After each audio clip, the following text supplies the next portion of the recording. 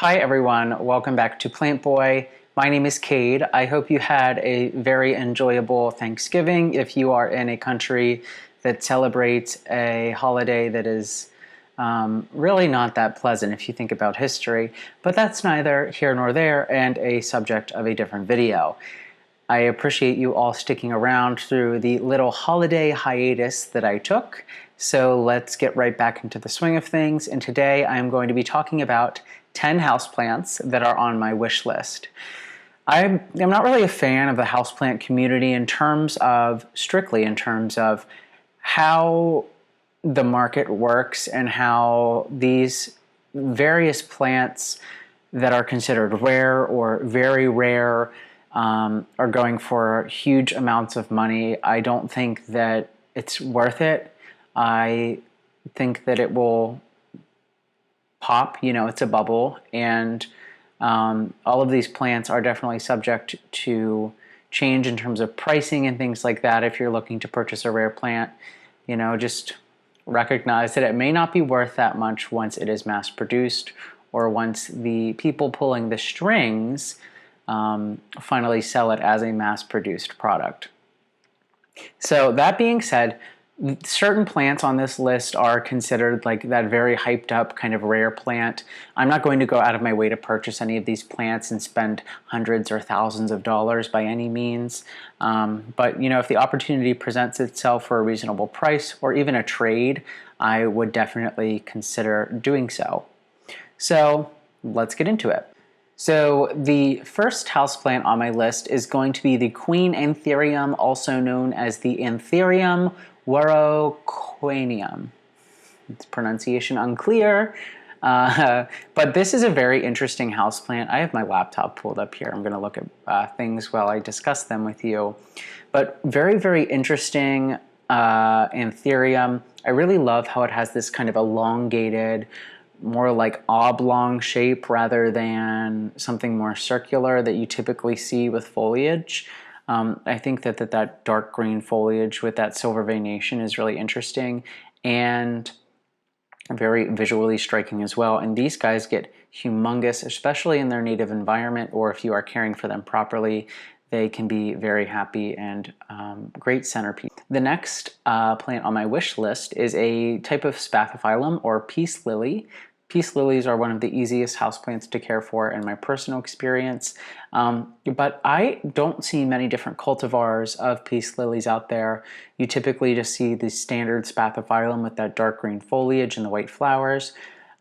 Sometimes you'll see the spathiphyllum domino, which is that kind of creamy green variegation that's speckled throughout, stable variegation. But this Picasso spathiphyllum or peace lily is very interesting. It has, as you can see, more of like a white variegation to it, and it's more kind of chunky. It's not quite as splotchy or, what's the word, kind of speckled. It's more of a chunky variegation, meaning that there's more blocks of color rather than speckling throughout the foliage. I think it's super interesting, and I just recently discovered this plant. I wasn't really aware of many peace lily cultivars, so I did some research and I found this one. The next plant on my list is not that uncommon of a plant. I actually have it, and that is going to be the Hoya carrii, or the heart-leafed Hoya. And I do have one of these plants, however, it is just a single cutting of the leaf. It is rooted, however, there's no node on that specific cutting, so there's not going to be any more growth from this plant. It's just going to stay that one single piece of foliage throughout its entire life until I kill it or donate it or what have you. So if you are looking to purchase a Hoya carrii, make sure that there are at least 2 leaves on it, or be guaranteed that if it only has 1 leaf, that it does have a node and it will continue to push out growth, unless you are looking to have a plant that doesn't really do anything but take up space. It just has a different aesthetic appeal, but I prefer things that grow.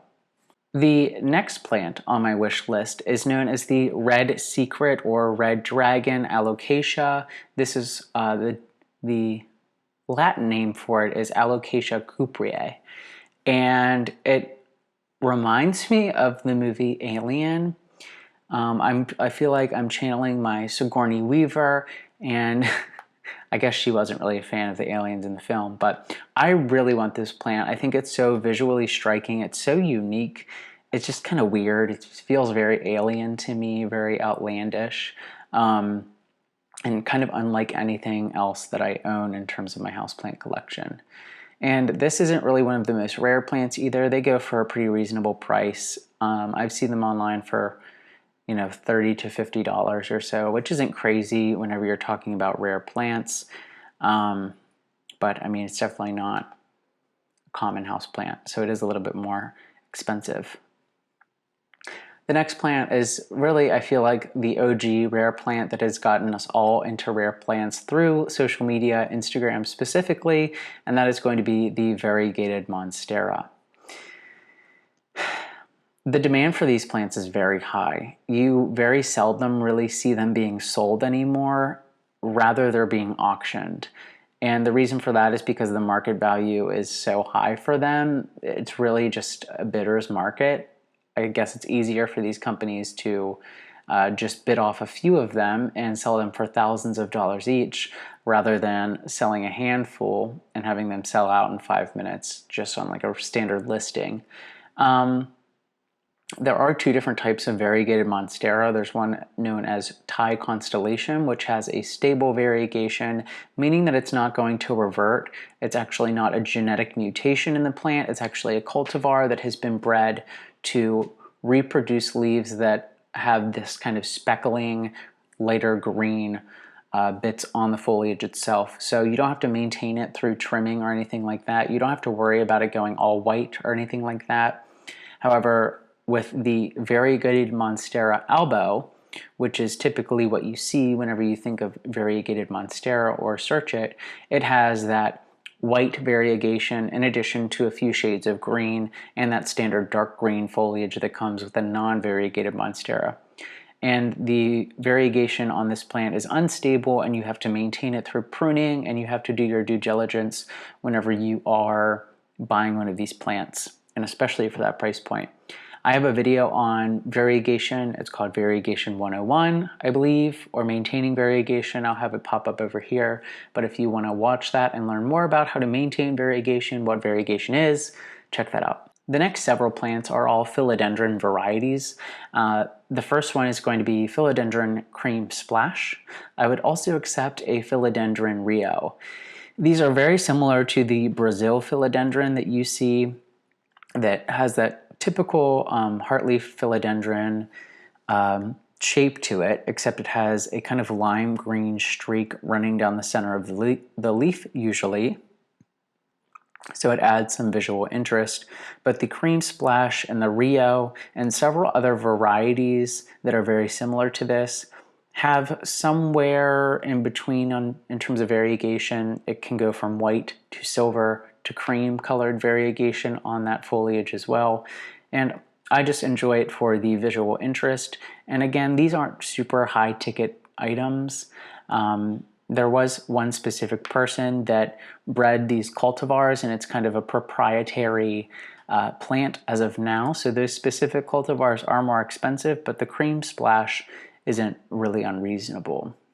The next philodendron on my list is known as the Philodendron Florida Ghost. And this is a very interesting, visually striking philodendron, very similar to some of the anthuriums mentioned previously. And I just love the way that it looks. I think it's very unique and very unlike anything else that I have. And these aren't super rare plants either. They're going for a pretty reasonable price considering that they are on the rare side, but I will probably just wait it out until they become more common. The next philodendron on my list is known as the Philodendron gloriosum. This reminds me of those alocasias mentioned previously in terms of the very dark foliage that is against that very striking silver veination against it. I think that these are beautiful plants, and they can get pretty substantial in terms of the size of their foliage. Definitely very large, broad leaves, similar to something like a bird of paradise. You know, there's not tons of leaves on it, but the leaves that are on it are very striking and very robust. These are one of the more hard to come by philodendrons, definitely a higher demand on the gloriosum than other plants mentioned on this list kind of fall somewhere in between or towards the top. The next plant on my list is known as the Philodendron hastatum, or the silver sword philodendron.